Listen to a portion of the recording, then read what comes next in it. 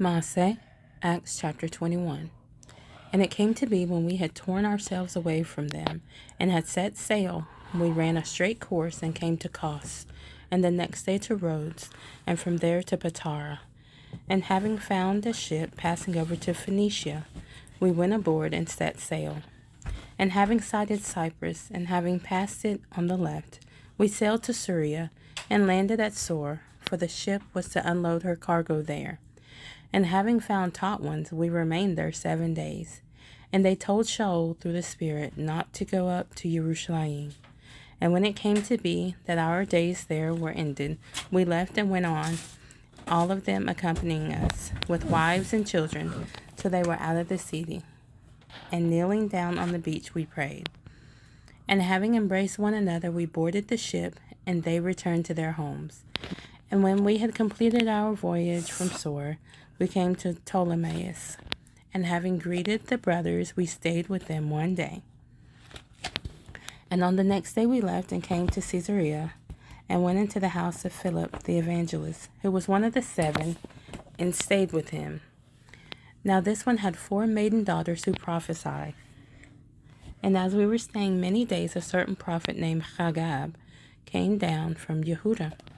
And having come to us, he took the girdle of Shaul, bound his own hands and feet, and said, Thus says the set-apart Spirit, Thus shall the Yehudim at Jerusalem bind the man who owns this girdle, and deliver him into the hands of the nations. And when we heard this, both we and those from that place begged him not to go up to Jerusalem. And Shaul answered, What do you mean by weeping and breaking my heart?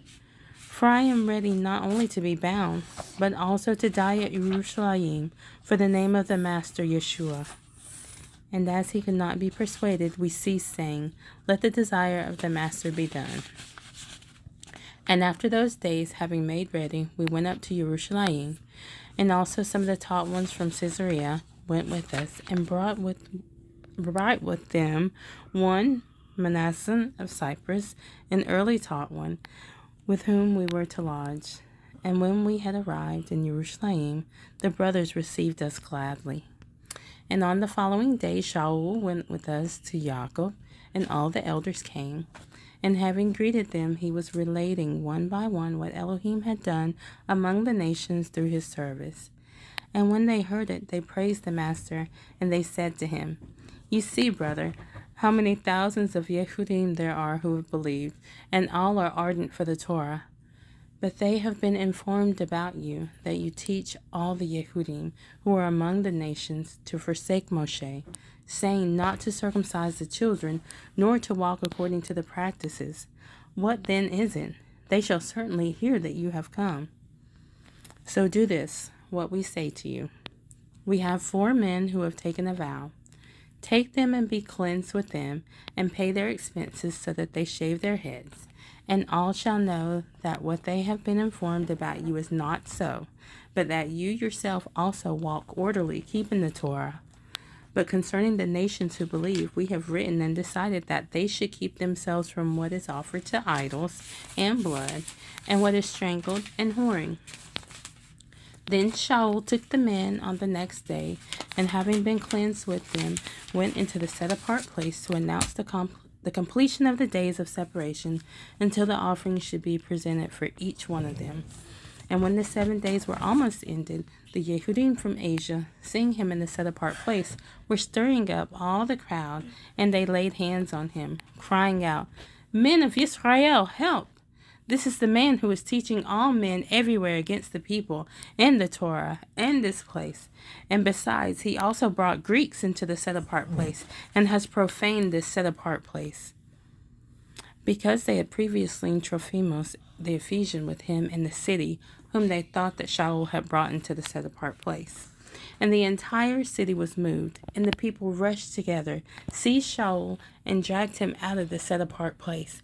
And immediately the doors were shut. And while they were seeking to kill him, a report came to the commander of the company of soldiers that all Jerusalem was in confusion. At once he took soldiers and captains and ran down to them, and they, having seen the commander and the soldiers, stopped beating Shaul.